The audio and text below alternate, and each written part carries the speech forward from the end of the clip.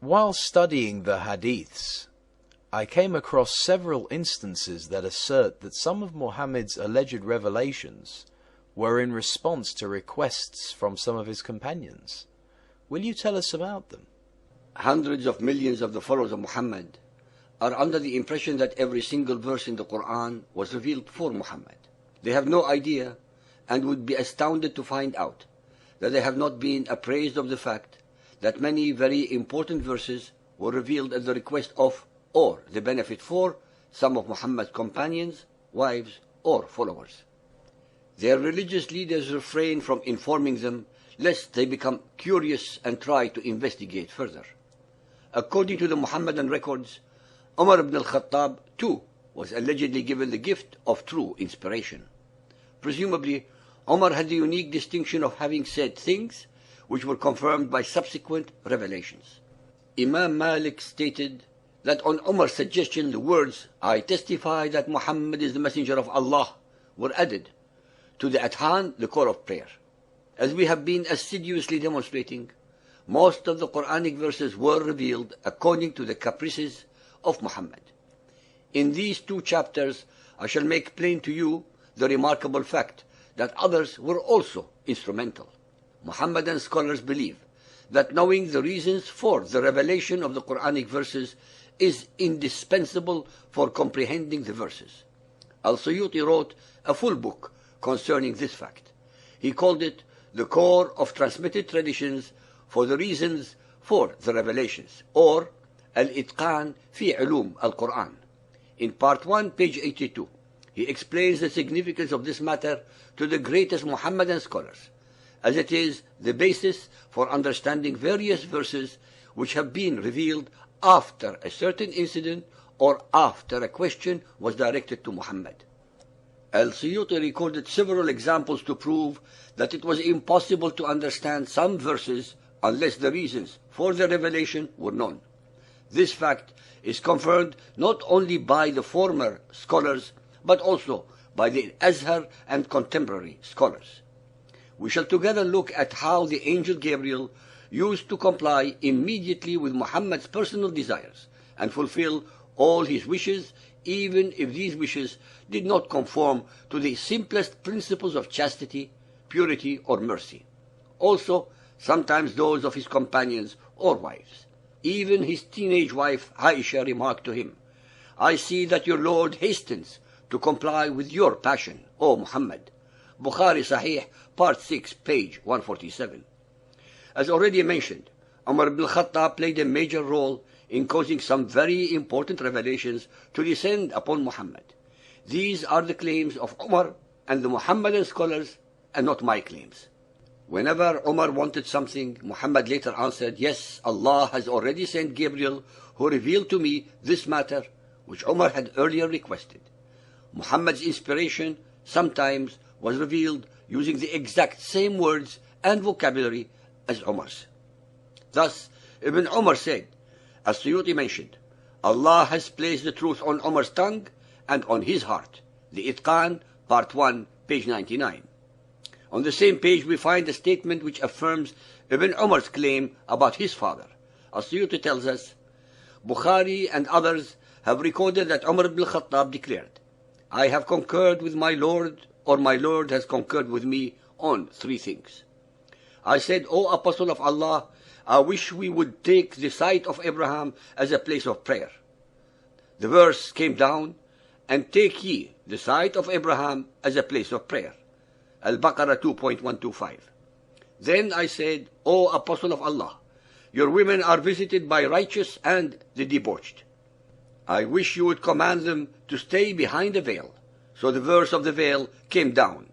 Al-Ahzab 33.53.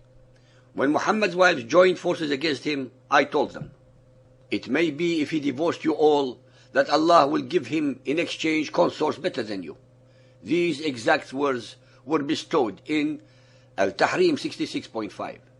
It is common knowledge among Muhammadan scholars that the above verses which Muhammadans claim are inspired by Allah were actually first uttered by Umar. In addition to Bukhari Sahih, other scholars, without exception, confirm that. Al-Baydawi, for instance, tells us on page 26, Musnad took Umar's hand and told him, "This is the site of Abraham."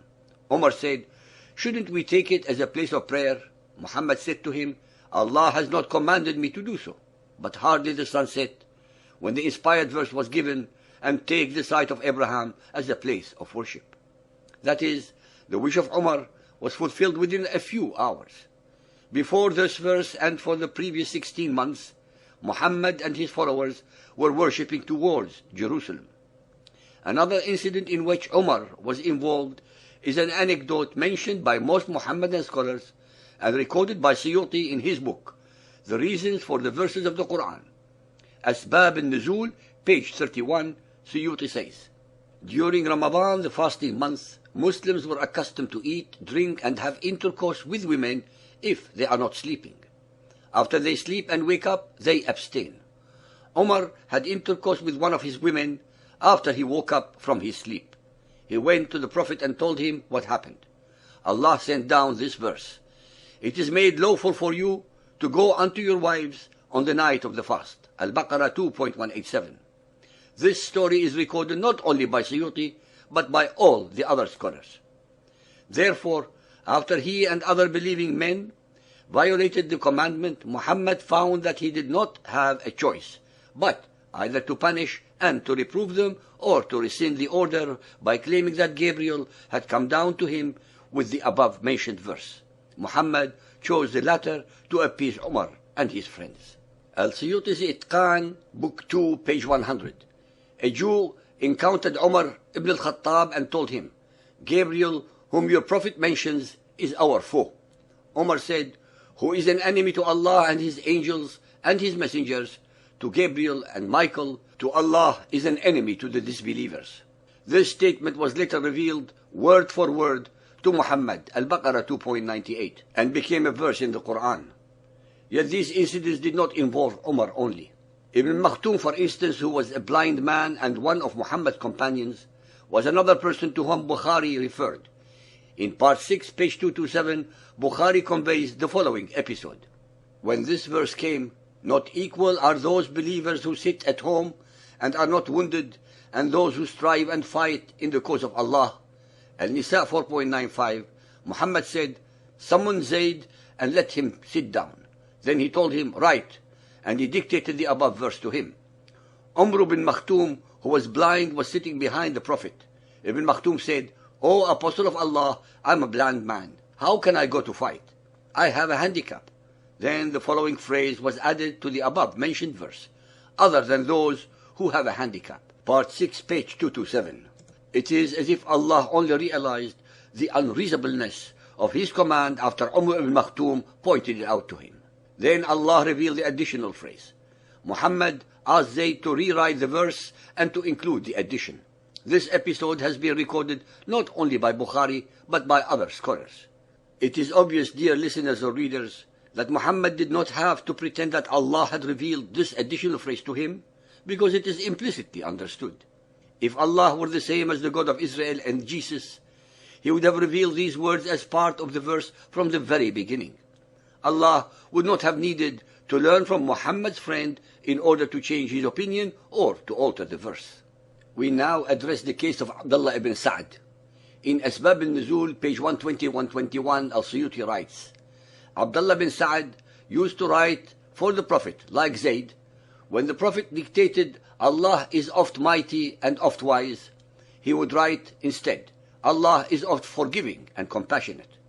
Then he would read it to the Prophet, who would approve it by saying, "Yes, they are the same." Ibn Sa'd relinquished Islam and returned to the Quraysh, saying, "If Allah has inspired Muhammad, he has also inspired me. If Allah sends down his revelation to him, he also sends it to me."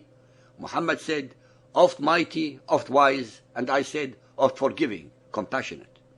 Al-Baydawi and the Imam al-Tabari agree with As-Suyuti, and both of them record the same episode. On page 184, the Imam Baydawi records another incident in which Abdullah bin Sa'd was involved. I quote it as it is recorded. Abdullah bin Sa'd was one of the Prophet's scribes when the verse, "We have created man from Sion of mud," was revealed. And Muhammad continued until he uttered, and then we made a different creature. Abdullah said with wonder, "May Allah be blessed, who is the best creator." Muhammad said, "Write it. This is how it was given to me." Abdullah became suspicious and said, "If Muhammad is true, then I receive the inspiration as he receives it. And if he is false, then I say as he says." Thus, we have the verse recorded in the Believers 23:14. This is how it had been inspired to Abdullah, not Muhammad. End of quote.